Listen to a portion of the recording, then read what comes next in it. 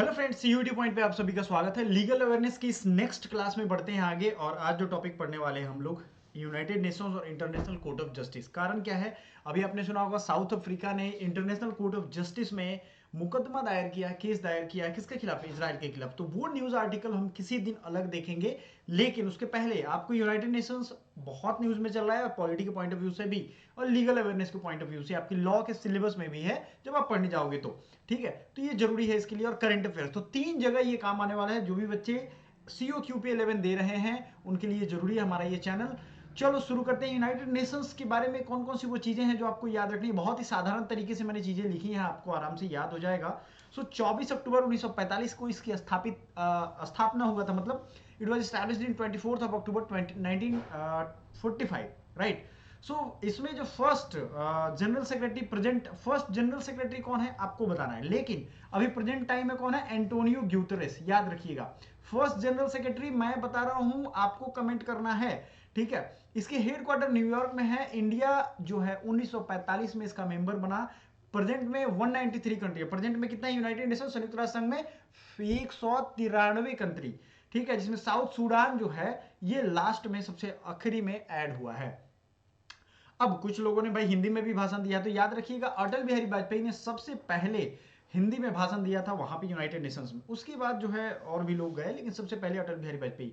UN day को celebrate किया, United nation संयुक्त राष्ट्र संघ को सेलिब्रेट किया गया 24 अक्टूबर को। ठीक है, 2000 मत याद करिएगा, बार बार मेरे से भी 2000 निकल रहा है। तो चलो अब समझते हैं इस बात को कि संयुक्त राष्ट्र संघ बनाया क्यों गया था। देखो, आपको अगर थोड़ी सी हिस्ट्री में अगर आप इंटरेस्टेड हो तो आपने पहले सुना होगा लीग ऑफ नेशन कुछ करके था। देखो, तो 1914 से 18 तक जो प्रथम विश्व युद्ध या फर्स्ट वर्ल्ड वॉर खत्म हुआ, उसके बाद लीग ऑफ नेशन बनाया गया था यही काम के लिए कि आगे युद्ध ना हो। लेकिन इसने युद्ध रोका नहीं, और युद्ध ज्यादा खराब हुआ जब दोबारा युद्ध हुआ। तो आपको मालूम है second time it was very drastically distorted युद्ध जो था वो था। उसमें जापान पे एटम बम गिराना पड़ गया था आखिरी में अमेरिका को। अमेरिका ने बदमाशी से गिराई थी या कैसे भी, लेकिन गिराया था।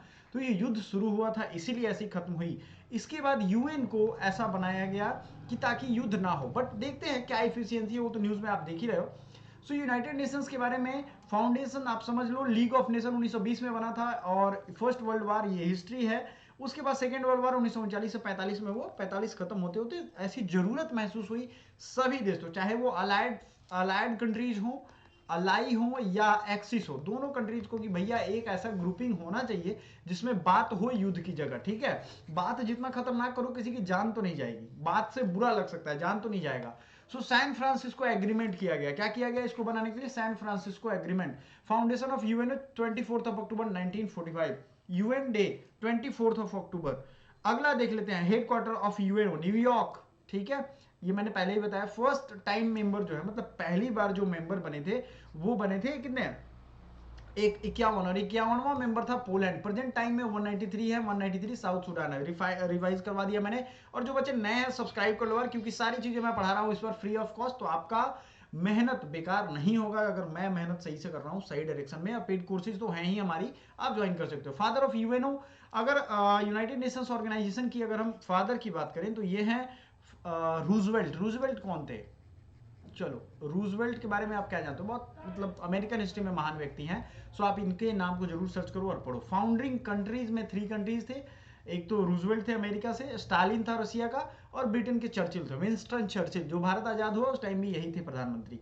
ठीक है, तो 13 अक्टूबर 1945 India became member of UNO. तो जाहिर सी बात है 24 अक्टूबर को बना, तो इंडिया उसी टाइम सोचा, अप्लाई उसने कर दिया, और जो है वो बन गया। और इसी टाइम चाइना को इसने परमानेंट मेंबर बनवा दिया। सबसे बड़ी गड़बड़ी यही हो गई, इंडिया ने सपोर्ट कर दिया कि हाँ चाइना को बना दिया। उसको लगा कि ये इसको हम सपोर्ट कर रहे हैं तो ये हमको आगे चल के सपोर्ट करेगा। हर कोई एक्चुअली यही सोचता है कि हम इसको सपोर्ट करेंगे तो सपोर्ट करेंगे, लेकिन ऐसा होता नहीं है, दुनिया इतनी भोली है नहीं। तो 13 अक्टूबर 1945 जो है India became member of UNO. In 1947 India officially became member of UNO, यानी 1947 में ये बन गया क्योंकि भारत आजाद हो गया। भाषा जो था, लैंग्वेज का भाषा कितना है? 6 है, याद रखिएगा। French, Arabic, Chinese, Russian, Spanish, English.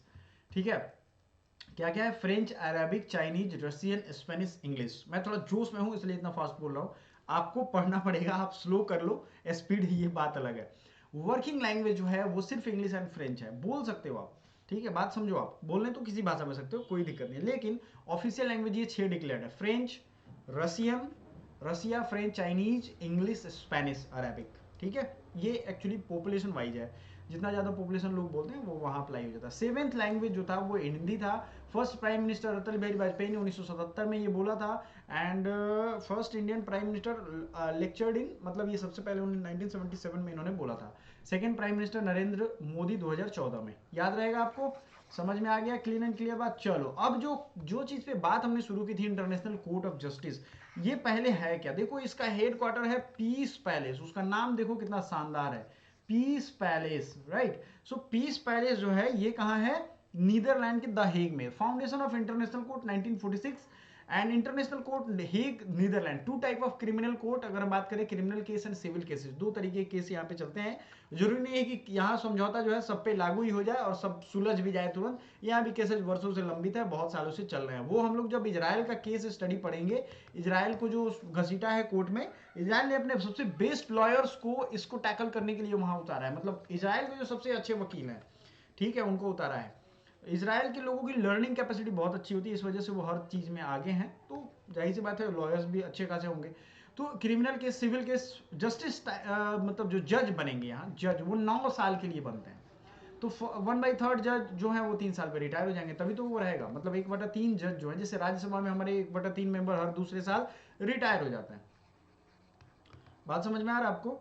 तो वही 1/3 जज जो है वो 3 साल के बाद हट जाएंगे। अब इंडिया के भी कुछ जज रहे, जैसे BN Rao, Nagendra Singh and RS पाठक। याद रहेगा, RS पाठक। अब आपसे पूछता हूं, अभी हमें बताओ आप कि प्रेजेंट में कौन है। हालांकि आपको नाम दिख गया होगा, आप चोरी कर लोगे, लेकिन अभी प्रेजेंट के 9 जज का नाम गूगल से कॉपी पेस्ट करके आप डालो यहाँ पे, ठीक है। First Indian chief justice in international court, तो ये नागेंद्र सिंह थे, पहले मुख्य न्यायाधीश जो थे जो वहां तक पहुंचे थे। जनरल असेंबली, अब यूनाइटेड नेशंस का पूरा समझ लो यहाँ पे होता क्या है। एक्चुअली जनरल असेंबली जो है ये जनरली लास्ट में, मैं बता दूं आपको, सितंबर, अक्टूबर, नवंबर, दिसंबर में इसकी मीटिंग हर साल होती है, ठीक है। न्यूयॉर्क में ही होगा, जो हेड ऑफिस है। और 75th मीटिंग हेड था भारत, तो ये भी याद रखिएगा, 75वां मीटिंग हेड कौन था? भारत था। First national women chairman of general assembly, Vijay Lakshmi Pandit, sister of Pandit Jawaharlal Nehru. तो पंडित जवाहरलाल नेहरू जिस समय प्रधानमंत्री थे, इनके वैसे भी घर के खानदान के सभी लोग डिप्लोमेट हैं, बड़े बड़े पोस्ट पे हैं, IFS, IAS, ये सब पोस्ट पे हैं, ठीक है। जनरली लोग IFS हैं, मतलब फॉरेन सर्विस में ही है। मैंने एक बार इनकी बायोग्राफी, या आप पढ़ोगे इनके चाचा भतीजा या इनके खानदान के लोगों के बारे में, तो वो लोग ऐसे ही हैं। सिक्योरिटी काउंसिल, सुरक्षा परिषद, मेंबर जो है 15, 5 परमानेंट एंड 10 नॉन परमानेंट। तो परमानेंट मेंबर को याद रखना, ब्रिटेन, रसिया, अमेरिका, रूस, ठीक है, ब्रिटेन, रूस, अमेरिका, फ्रांस और चाइना। अब इसमें कोई भी विटो कर देगा तो वो चीज पास नहीं होगा। बात समझ रहे हो? मतलब कोई एक सर्वसम्मति से इसको पास करने के लिए पांचों का चाहिए। विटो मतलब एक ही कर देगा, वही का काम खत्म। अब इसको याद कर लो, BRAFC, ठीक है, या आप जैसे याद कर लो BRAFC, जो भी BRAFC जैसे याद कर सकते हो आप, याद कर लो, 5 मेंबर्स हो जाएंगे। विटो इन सबके पास है। अब G4 एक इसमें नाम आता है, जो हो सकता है आपसे आगे चल के पूछ दिया जाए, ठीक है। G4 कंट्रीज जो है Germany, Japan, India and Brazil. ये देश वैसे हैं जो चाहते हैं कि परमानेंट मेंबरशिप हमें भी मिले, क्योंकि हम भी भाई डेवलप हो रहे हैं और भी चीजें हैं हमारे पास। तो permanent progress countries, till now India has been non permanent member of security council for 8 time, first 50, 51, 11 से 12, 21 से 22। Veto power in UN, veto power in UN का क्या मतलब है कि आप कई बार देखोगे, कभी US विटो करता है, कभी रसिया विटो करता है, कभी चीन विटो कर देगा किसी ना किसी मामले में, ठीक है। तो इतना डिटेल आपको नहीं जानना है, जितनी चीजें आपको जानने लायक थी वो मैंने बता दी हैं। अब हम लोग अगले वीडियो में जल्द मिलेंगे आपसे, और मैं ये डेली सेशन करने वाला हूं, आपको देख लेना है शाम में 6 बजे के आसपास, एग्जैक्ट 6 बजे आपको ये देख लेना है वीडियो। मतलब 6 बजे के आसपास आप देख सकते हो, वीडियो मैं ला दूंगा 6 बजे, ठीक है। मेरे हिसाब से सही है, 6, 7, 8, 10 बजे जब तक आपको फुर्सत हो आप देख सकते हो। कोई भी क्वेरी हो तो पूछिएगा, हम बेझिझक विद इन 10 मिनट्स हम रिप्लाई करेंगे। Thank you so much.